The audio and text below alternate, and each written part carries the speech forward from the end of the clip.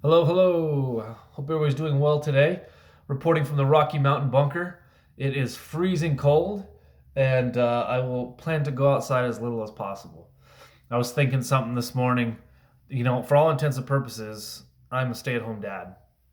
I'm a stay-at-home dad, even though I'm a single parent. I and these are the sacrifices you have to make going through divorce if you have kids. I had a good job. I was making better money than I have ever made. And it was a good skill, great trade at a wonderful facility for that matter.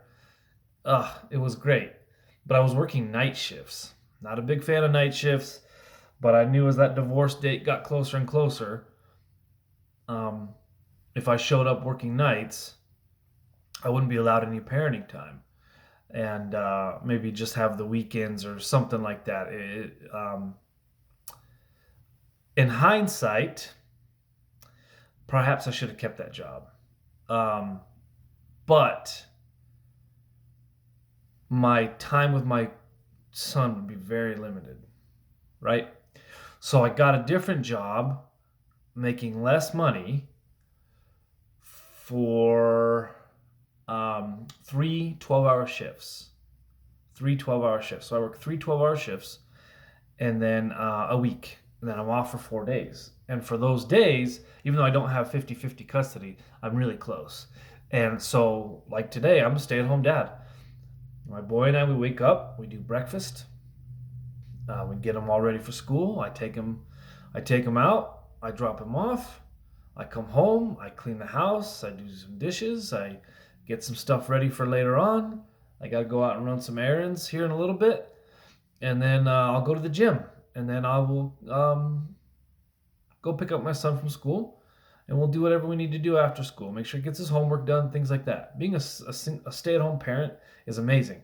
So I don't know why all these people, particularly ladies, are signing up to not be stay-at-home parents. They you know a lot of these single parents. In fact, I had a lady at work once try to give me that I'm a single parent thing. And I get it because I'm a single parent and it's tough and it's horrible and it's not great most of the time. I would prefer to be a married parent for sure.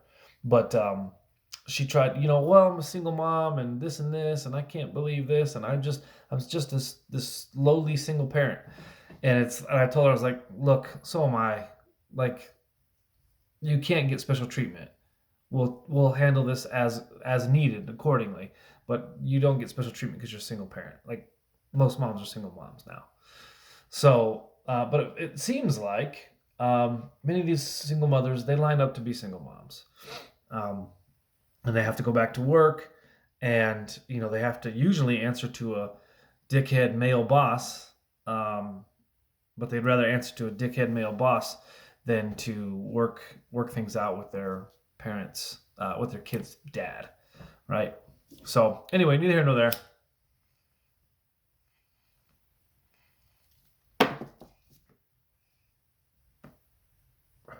Keep all your receipts during divorce and after. Keep all receipts during divorce and after.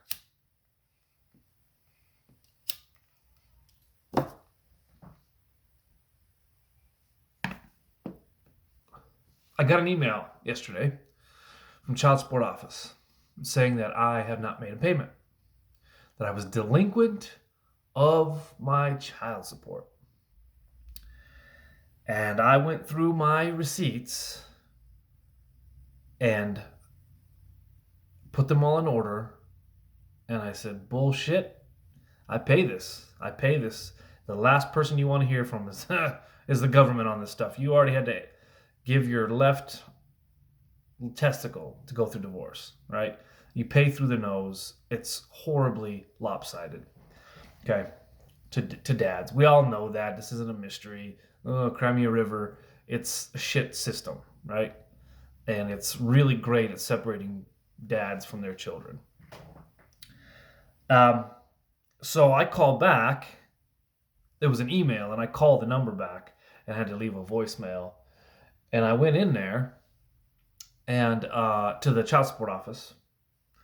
And this has been a couple months in a row now. I go in there to pay because I want to know. I want to see the person I'm paying. It's just a front desk lady, but nevertheless, and I do that with just about everything. If I have to pay bills, I go in and talk to somebody. Um, I don't pay stuff online. I don't none of that stuff. I'm kind of a little bit old school in that. I'll go in, I'll write a check, and I want to see somebody. I want to talk to somebody. Um, and that person knows that you're in there every month. I do these for my all my other bills too. They know me. I go in there and I have this person could vouch for me if needed. That I'm here. I do my pay my dues. But I was over there at the child support office, and I was telling the lady behind the desk. She's an older lady, and I said, "Geez, you know what? I don't know how people." And this is the same. The child support office is the same office where people go for like food stamps and I think what is it, EBT and assistance. Packed. It's packed. It's been that way every time I go in there for a couple months now. And I said, I don't know how people are doing this. I don't know how people are paying child support and alimony. If I had more than one child, I would sink. There's no way I could do it. It'd be impossible. And she says, you see all these people here? That's why they're here too. They can't afford to live either. And so anyway, if you're a single dad and you're paying child support and alimony on 3 kids, what are you going to do? You can't pay that. It's impossible. And for most men, which most men are normal people, I'm one of those people. I'm a normal person. I make a normal wage. I, you know, I'm not a CEO of some company. I'm a normal person. And the child support that I have to pay, which is all things considered, isn't that bad, is too much. I take really good care of my kid. He eats good when he's with me. Um, you get the idea. But anyway, the child support lady, so I go in there and I square away with the child support office and what had happened. It was an indiscrepancy. I did not pay it. It was an indiscrepancy. And so I get a call back, and I squared away with them how I needed to, but it was a really a non-issue. And the lady calls me back, leaves me a voicemail. I'm so sorry. I read that wrong, and we're all squared away, and you don't need to worry. Basically disregard the email, disregard the phone call. And something I learned during the divorce, my lawyer, who was a really good lawyer as far as lawyers go, I suppose. He was really matter of fact. He wasn't trying to get watch my video on how to find a divorce lawyer. Those divorce lawyers that kind of crank on your emotions and stuff.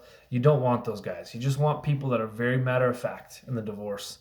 They're not trying to get you to go after other things and do all this fancy shit. They're just trying to drag the thing out so that you pay them more for longer periods of time. Those aren't the people you want. You want a divorce lawyer that's very matter of fact and just tells you likely how things are going to go.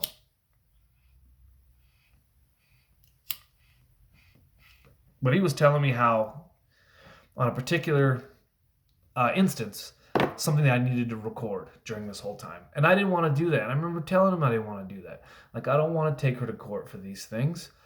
One, it wasn't my divorce, but two, I don't want to drag this out for her either longer than she needs to either. It's cost us her money. It costs me money, lots of money. And I don't want to be a dickhead like that. I don't want to just nitpick every little thing. But how he after he explained it to me how you need to document things and why, I was like, there's no way that this person that I've known for over 20 years would do this to me. There's no way that even if they're as mad as they are, that they're going to try to say these things or do these things. And sure enough, like clockwork, I won't even say what it was. But there was like, why am I being accused of this? Why are we having this conversation?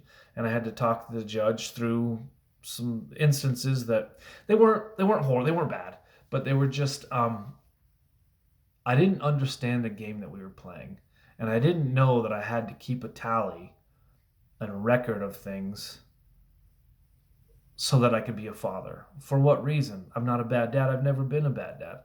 Why do I have to document these things? And this is a case in point where, you get a call or an email from the divorce child support office or the alimony office, something like that, and it's like bullshit. Here's my receipts, and you don't want to believe that you have to keep records of these things because you're not trying to get anything over on anybody. You're not trying to rob anybody. You just want to do what's fair and live as peacefully as you can in your divorce. But divorce doesn't let you until your child's an adult. You're still, and the thing is, you're still married to that person. If you have to pay alimony and child support for someone else that didn't want to be with you, they get to live free of you, and you have to pay them to do it. I have to write, I mean, it's not just me, like, poor me. This is happening. This is everywhere. This is America, man. This is our culture. Divorce culture is our culture. And so you have to continue to pay that person for many years, even though you've been out of the relationship for so long. You still have to continue to pay them. These laws are slowly changing, not fast enough, and the divorce laws will change eventually. I don't think they'll change until maybe I'm older and it just won't affect me anymore. But if you change the divorce court laws, men will come back to the table. Men want to be married more than women do. And so if you change the divorce laws, men will come back to make them more fair, let's say, and not so sexist. Men will come back to the table for marriage for certain. Absolutely. Anyway, that's just a thought, is keep all your receipts. Anytime you buy clothes or toys for your kids and you send the kids clothing or toys over to the other parent's house because you want them to have some congruent through line of childhood. I've sent toys from my house that I've purchased with my kid over to his mother's house, and they never come back. And nor does he. Careful how I say that. You have to keep receipts of toys you buy, of clothes you buy, of classes you purchase for your kid, extracurricular activities, all these things. So that down the road, if you get a call from some stupid government office saying, you're not doing your share of buying clothes or education or whatever it is, you have receipts. You have receipts, and you have to do that until your kid's an adult, unfortunately. So the silver line in all this is that divorce court is getting better about letting dads see their kids. It's still not where it needs to be, but at least you do get to have some semblance of being a parent. And I mean, I'm a good case in point of that. I had to fight a horrible custody battle to have any time, overnights, I should say, with my child. And even though I'm not at 50-50, I have great time with my son. It's not where it needs to be. I'm working on that. But that is good news that dads are being able to see kids more and have some real quality parenting time. That's a good thing. That's to be celebrated, right? I don't want to just sound all complete doom and gloom, but keep receipts of everything. Keep receipts of your child support, receipts of your alimony. During the divorce court process, you're probably still going to have to pay your mortgage while the divorce is happening. You're still going to have to feed and clothe your kids solely, probably, during the divorce. And you have to keep receipts of all of that. So that during the process, if the other party comes and says, we haven't eaten in 2 weeks, or the mortgage payment or whatever got missed, whatever, you have to keep receipts of all that to produce. It's, again, marriage is fantastic. Divorce is just business. And a friend was trying to explain that to me when I was going through mine, and it's like, well, it doesn't make any sense. I mean, I was just like completely wiped. I was zeroed out, with again being zeroed out. I was zeroed out, and it's like, well, there's no way. That's my wife. There's no way that I'm gonna, why would I have to do this? Why would I have to do that? And they're like, trust me, man. You have to keep receipts of everything. This is business at this point. And the amount of finances that my ex was going after was unbelievable. Basically even the judge said that. Like this just isn't possible, right? So, um, again, marriage is great. I highly recommend it, and I would have had much more children. I should have had more kids, but the divorce is just business. It's just business. And unfortunately, if the other person isn't willing to work with you and to talk with you about how to communicate to go through a divorce, then somebody else has to decide your life for you, because you can't be adults and talk and communicate. A judge has to decide your future life for you. And unfortunately, as retarded as that sounds, um, many judges have to decide parenting time and who gets what, because people can't be adults and they can't communicate, nor do they want to. Some people want the chaos. They want it. They love it. And that unfortunately happens a lot. But I do know of a few people who've gone through divorce and they communicate like adults and they decided what they wanted together and they write everything out and they submit it to the courts. That's way better. But I think few people can actually do that. So anyway, just again, I don't want to end on a bad note. Keep your receipts, because the government will come after you and say, hey, you missed this thing. Hey, you didn't do this. Hey, your ex-spouse says this thing. And you say, cha-ching, receipts. I'm paying. This is what I've been doing.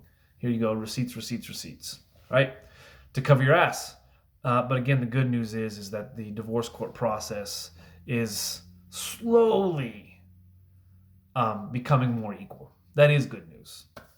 Anyway, from the Rocky Mountain Bunker, signing off, freezing my ass off over here. Hope everybody's doing well. Have a good day.